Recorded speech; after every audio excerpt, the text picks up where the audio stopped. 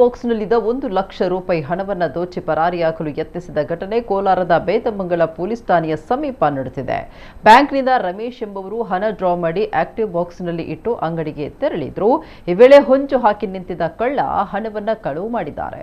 ಕಳ್ಳರು ಹಣದೊಂದಿಗೆ ಪರಾರಿಯಾಗ್ತಾ ಇದ್ದಂತೆ ರಮೇಶ್ ಅವರ ಮಗ ಜೋರಾಗಿ ಕೂಗ್ಕೊಂಡಿದ್ದಾರೆ. ತಕ್ಷಣ ಎಚ್ಚೆತ್ತ ಸ್ಥಳೀಯರು ಕಳ್ಳರನ್ನ ಬೆನ್ನಟ್ಟಿ ಹಿಡಿದು ಪೊಲೀಸರಿಗೆ ಒಪ್ಪಿಸಿದ್ದಾರೆ.